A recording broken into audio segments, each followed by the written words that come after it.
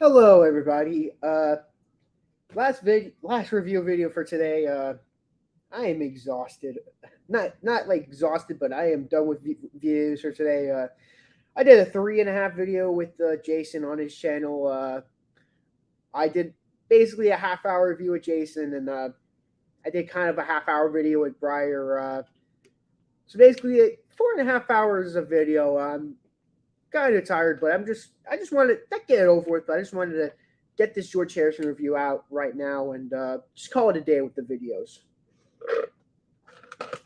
But let's get right into it. This is the album like that George Harrison released after like years of not making music. His last album, I think 1984, Gone Troppo. That was his last like album for a while. Finally, he's back and he's back strong. Uh,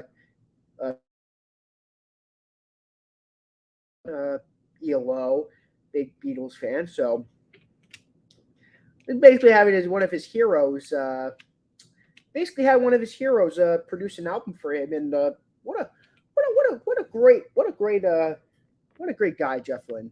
I mean, what a great guy George Harrison letting Jeff Lynne produce one of his albums, and of course can't talk about Jeff Lynne and George Harrison without going over of course the amazing supergroup. Forgetting the name for some odd reason. Oh, Traveling Wilburys, and but let's get right into it. Before I get into it, let's see the comment. You had a long day, yes, sir. Had a long day. Yep. But yeah, this is gonna be the last video I make for today because yeah, Cloud Nine. What an amazing opener. Great song to open up an amazing album. This is probably like this is definitely one of my favorite George Harrison openers. What a great song. That's what it takes. Really great stuff. Fish on the Sand. Great song. Very ELO esque. Just for Today is great too. Some really good stuff. I quite like it. This is Love. Probably one of my favorite George Harrison tracks. That's how good it is. It's really good. I love it. It's so good. And the last track on side one, When We Was Fab. Man, of course, this song could change Ringo Starr. Can't talk about a Beatles. You can't make a song about being a Beatle without having Ringo Starr involved. What a fantastic song. When We Was Fab, definitely the best song on the album. Side two opens up pretty strong with Devil's Radio. Really good. Someplace Else is quite good too. Wreck of the Hesperus is all right. Uh, Breathe Away from Heaven's a really great song. I would recommend it. And Got My Mind Set on You. Wow. How can you end on? I mean, such a great album, such a great song to end off your. I know that. Well, I'm going to be reviewing it Wednesday or whenever. Forgetting the name of the album. Brainwashed. That's technically his last album, but if you want to talk about the last album when he was alive, what a perfect way to end off your studio career.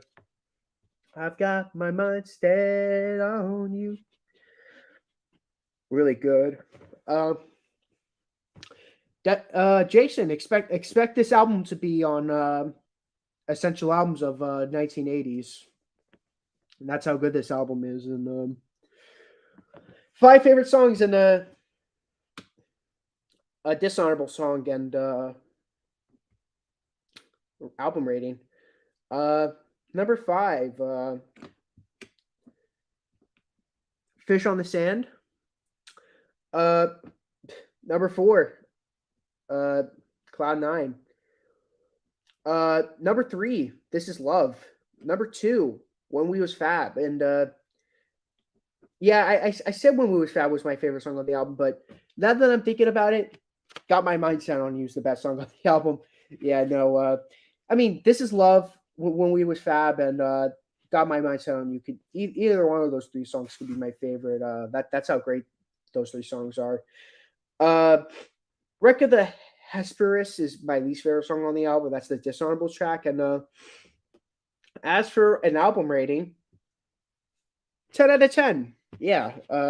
After two not not so strong albums, Don Troppo and Somewhere in England, you get this perfect album that end off his albums. Well, in terms of like when he was alive, but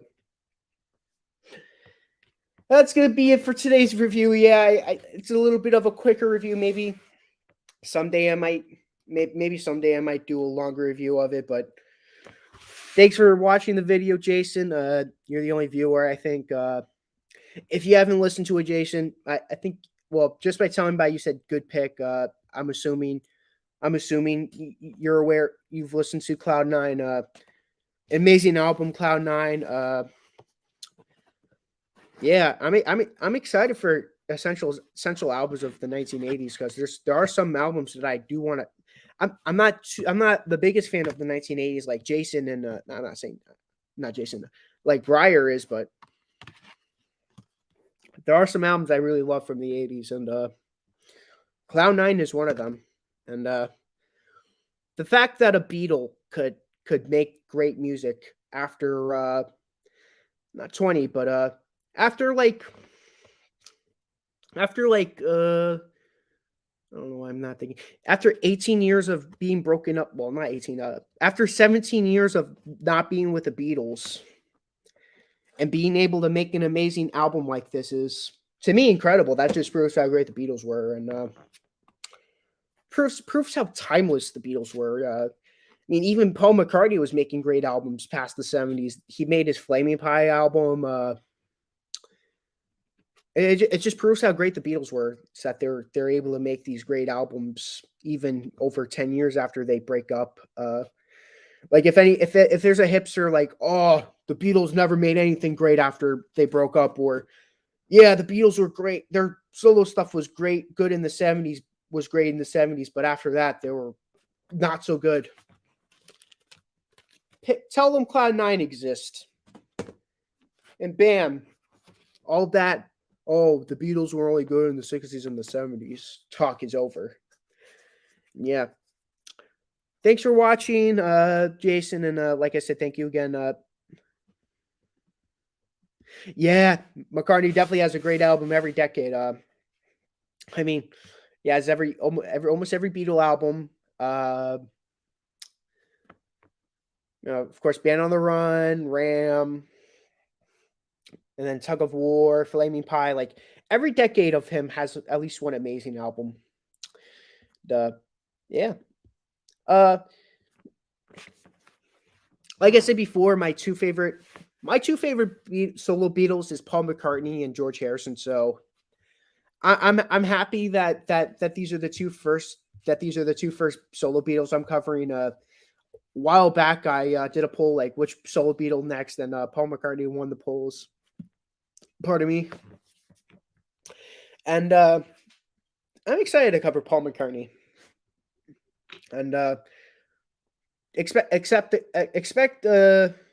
Jason in your 70s essential albums list to see a couple of George Harrison, a couple of John Lennon's, a couple of Ringo's, expect quite a bit of solo Beatles stuff, and because Beatles were still making great music at that time, and of course everyone wants to mention the Beatles stuff. You know, we had 9 Beatles stuff on our 50 essential album list, and as it should be, of course. I didn't mention any of them, but I'm glad they were mentioned because the Beatles were great.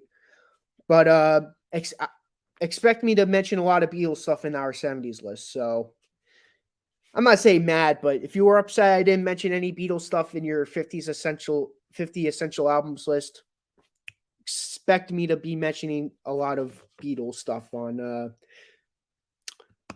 70s 50 essential 50th bleh, take 2 50 essential 70s albums list. Boom.